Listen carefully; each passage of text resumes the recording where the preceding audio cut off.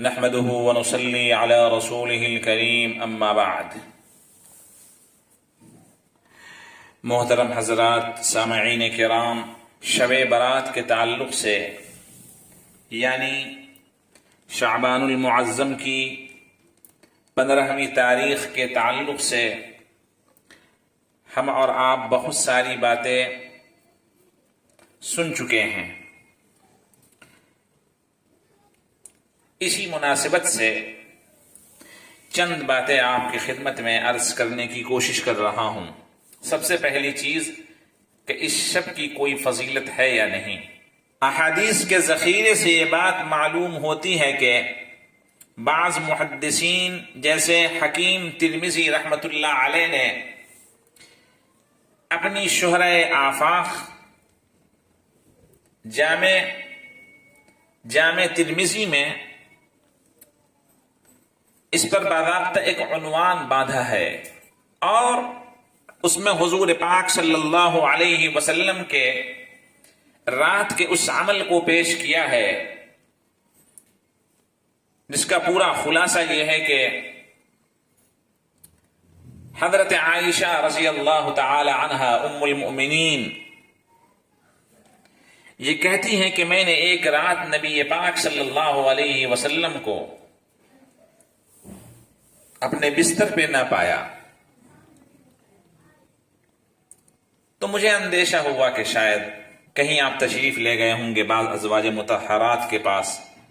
میں باہر نکلی حجرہ مبارکہ سے اور بقیع الغرقد کی طرف یعنی جنت البقیع جس کو کہا جاتا ہے مدینہ شریف کا قبرستان، وہاں پہنچی تو دیکھا آقا صلی اللہ علیہ وآلہ وسلم مرحومین کے لیے دعائیں مغفرت فرما رہے ہیں، اور آپ نے مخاطب ہو کر فرمایا کہ اے عائشہ، کیا تمہارا خیال ہے کہ اللہ اور اس کا رسول تیرے ساتھ انصاف نہیں کرے گا، حق تلفی کرے گا؟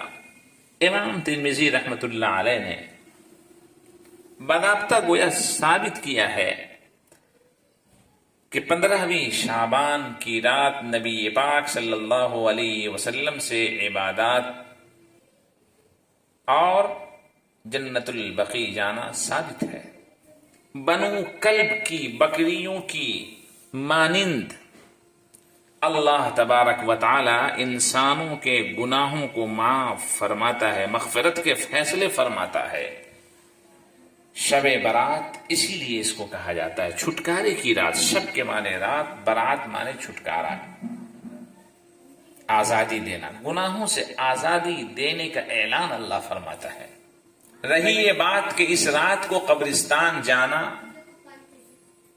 دعاؤں کا اہتمام کرنا، قرآن پاک کے ذریعے سے ایصال ثواب کرنا، مرحومین کو بخشنا، اس کے یہ سارے طریقے ہیں۔ انسان چاہے تو کر سکتا ہے اور دنوں میں بھی کر سکتا ہے، اس رات چاہے تو بھی کر سکتا ہے۔ پٹاخے چھڑانا، ناچ گانوں کی محفل قائم کرنا، یا اس رات کو صرف جاگنا، کوئی عبادت نہ کرنا، حلوے پراٹھے کو ضروری سمجھنا، یہ کچھ کہہ سکتے ہیں کہ واہیات ہے، صحیح چیز نہیں ہے۔ امید ہے کہ ہم اس رات کو بابرکت سمجھتے ہوئے کچھ حصہ اس میں سوئیں گے بھی، کچھ عبادت بھی کریں گے، مرحومین کے لیے ایصال ثواب بھی کریں گے۔ اللہ نے توفیق دی تو ننگوں کو کپڑے پہنائیں گے، غریبوں کو، بھوکوں کو کھانا کھلائیں گے، ضرورت مندوں کی ضرورت پوری کریں گے، اللہ کی عبادت میں مشغول رہیں گے، اللہ سے دعائیں مغفرت کریں گے، استغفار کریں گے، توبہ کریں گے گناہوں سے۔ ایک ضروری بات عرض کرتا چلوں، اگر ممکن ہو تو قبرستان انسان آسانی کے ساتھ جائے، اور اگر بھیڑ ہو، کھیل تماشا کا ذریعہ بن گیا ہو، تو پھر قبرستان جانے سے پرہیز کریں کہ آپ کا وہ وقت نقصان نہ ہو۔ اتنے اوقات آپ دوسری عبادات میں لگا دیں تو یہ آپ کے لیے بہتر ہوگا۔ بہت سارے لوگوں کی نگاہوں میں شب برات کی کوئی اہمیت نہیں ہے، 15ویں شعبان کی کوئی فضیلت نہیں ہے۔ یہ سراسر دھوکہ ہے، یہ غلط ہے، یہ بات صحیح نہیں ہے، انصاف کے تقاضے پر نہیں اترتی ہے۔ حقیقت یہ ہے کہ اس 15ویں شعبان کی اہمیت بھی ہے، فضیلت بھی ہے، اس کی برکت بھی مسلم ہے۔